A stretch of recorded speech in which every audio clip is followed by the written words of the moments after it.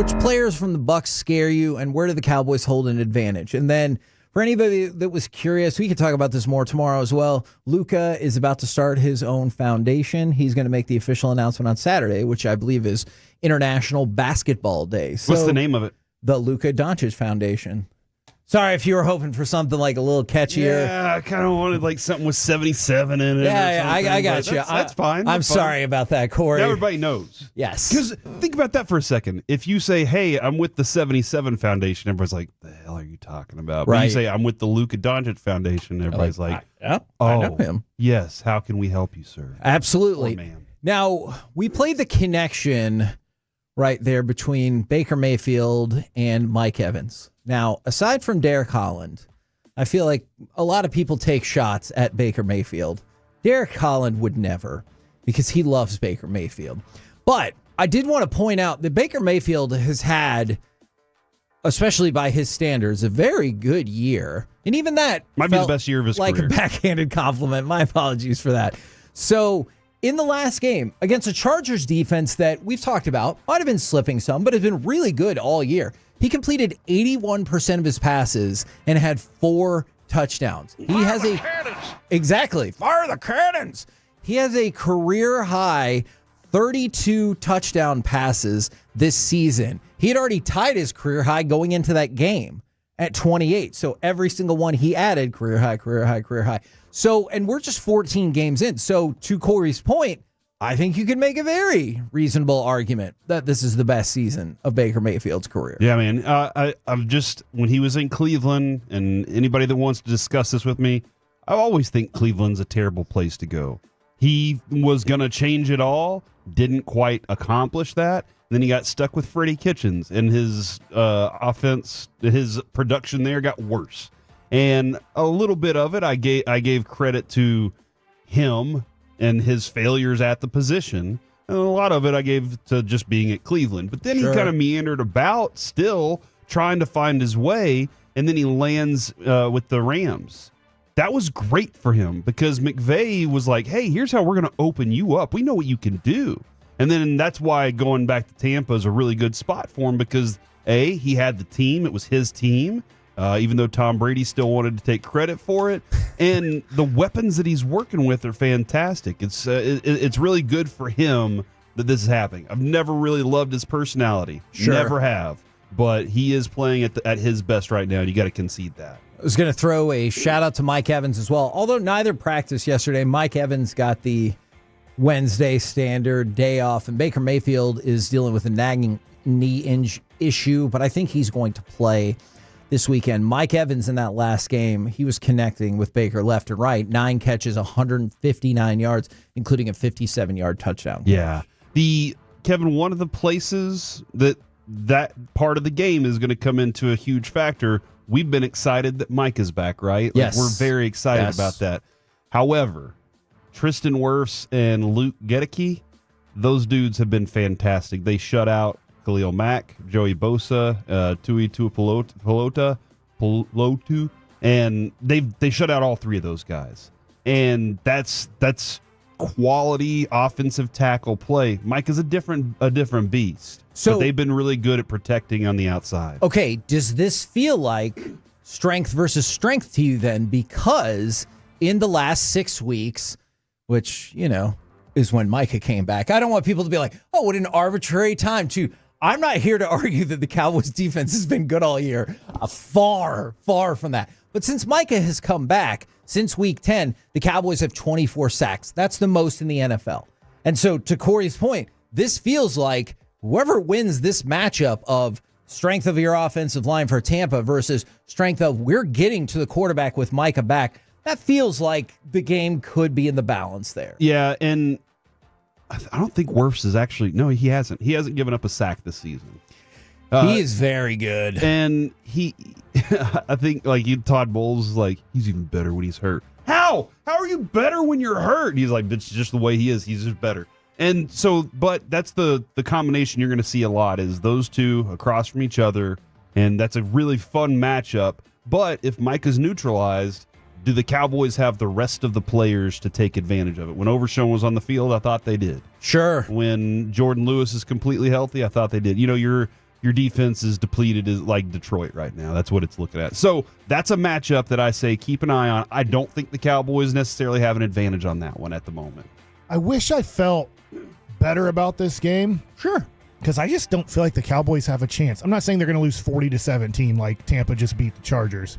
Tampa's a good team. But I just feel like in the end, Tampa is going to win this by 2 scores. Okay. Like I think it can be a close game. I think the Cowboys have shown a lot of heart and a lot of fight through being 3-7, season being over. They're 6-8. Sure, you can throw the 1% out there, but I just feel like this is not a good matchup for the Cowboys. Not that I love Tampa. I don't love Tampa. I just think that Tampa is going to win this game by about 10 points. And Tampa, since the bye, has been freaking outstanding. And that's the tough thing about this season, right, Mike? Because I know you were kind of saying 1%. Look, I have a segment ready to go, maybe tomorrow.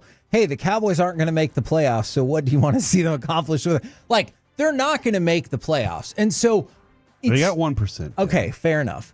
But Corey's a 1%er. I'll take it. So just give me a sliver of hope. The tough thing is usually you'd go into this and you're like, hey, Mike, even if it doesn't look like it's a good matchup, we got to try to do this. Let's try blah, blah, blah, blah, blah. Okay, but going into this game, or else what?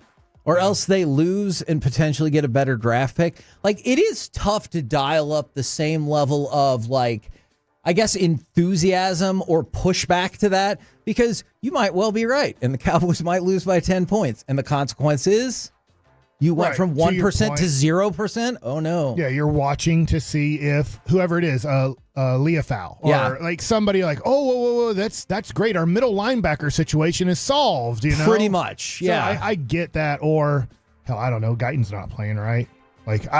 He could, I believe, but yeah. I'm just trying to throw out, that's what you're really watching for at this point is if I'm getting prepared as a fan, if I'm getting prepared for next year, and yes, I'm going to root for the team on Sunday night, and I want them to win, but you're kind of like, what am I secure about and feel good about in 2025? I don't have an answer to your question right now. Is that okay, or do we want to? Can I move on? I demand a positive answer. That seemed like a hypothetical. I demand a positive answer. That's the reason you're kind of engaged. It's not for playoffs. Yeah. It's not for Cooper Rush. You know, I'm paying attention as much as I would any other game because this is what I do. But I'm not sitting there going, man, everything's green pastures from here. Another place that I'm a little concerned about is Bucky Irving. Do you know many numbers on Bucky Irving? I don't.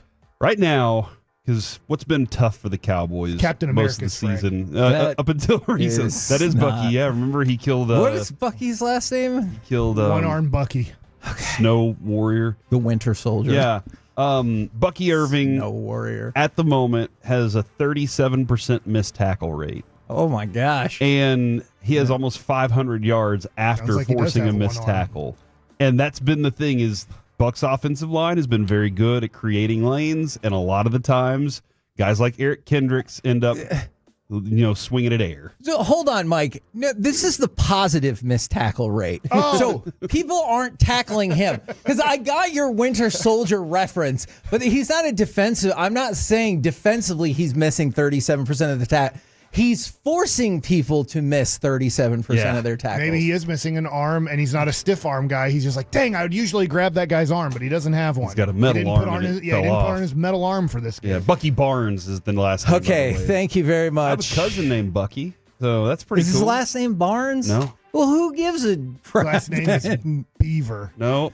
Not Bucky Beaver. Speaking of Bucky's, tomorrow we'll be at Buffalo Wild Wings right by the Buc-ee's and Texas Motor Speedway in Fort Worth off of 114 if you want to come check us out. Irving, at the moment, leads all rookie backs, 852 rushing yards. All right? As we all would have predicted. Do you remember the last running back for the Bucs that was a rookie? Leonard Fournette. That got this many yards. I'm sticking with Leonard Work Fournette. done. Doug Martin. 1,000-yard rush. Was that the muscle hamster? Yeah. Was he the a muscle Tulane hamster? dude? Yeah, in 2012. Right? He also... What did you say? Tulane. Oh, wow. Dude, this would be their first 1,000-yard rusher since 2015. since Mike Allstott.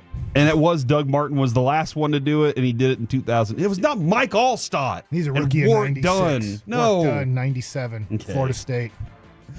I remember Mike Allstott. He's huge shoulders. Cover of Madden. So protection for Baker Dougie Martin Mayfield, didn't get that. thumbs up, and then running game, thumbs up for the Bucs. So Neither that's did Bucky some Beaver. things that I would look out for.